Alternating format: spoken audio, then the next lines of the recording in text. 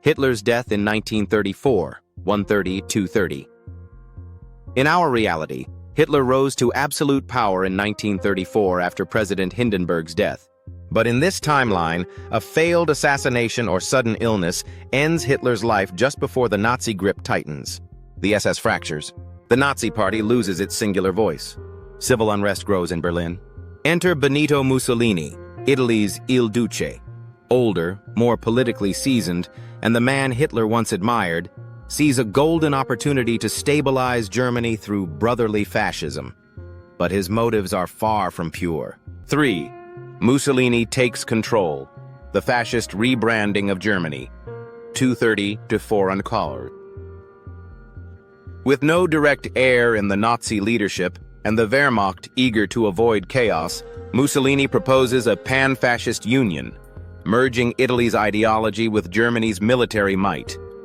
A rebranded fascist superpower is born, smarter, less ideological, more imperial. Gone is the race-obsessed extremism. In its place, a colder militarized strategy driven by economic control, Roman-style conquest, and nationalist pride.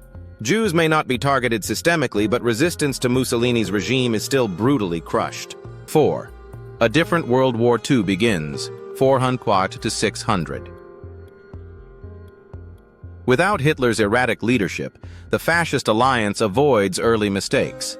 Poland is invaded, not as Lebensraum but as a buffer zone. France falls, but without blitzkrieg chaos. The UK, weary of war, is offered peace, and may just accept it. Meanwhile, Mussolini strengthens ties with Japan, strategically delays war with the USSR, and invests in naval power to threaten the Mediterranean. America's entry into the war isn't triggered by Pearl Harbor. Instead, it's a slow, hesitant involvement. 5. The long-term consequences. 600-800 collar. With no Holocaust, the post-war Jewish diaspora looks different. The Cold War might never ignite, or it might burn hotter. If the USSR clashes with a rational but ruthless fascist Europe, colonial empires may survive longer. Italy's African ambitions expand. South America is courted.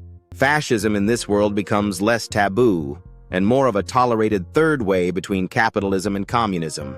Democracy never shines as brightly. The UN may never form. And the balance of global power remains tilted toward a military-industrial fascist axis. 6. Outro. Final reflection. 8-9 What if one man's death saved millions, only to create a colder, longer war? Alternate history reminds us evil wears many faces. Some scream with violence, others whisper with strategy. Mussolini in command might have avoided Hitler's horrors, but not the darkness of fascism itself. In the end, tyranny doesn't need hate to thrive, just silence, power, and opportunity.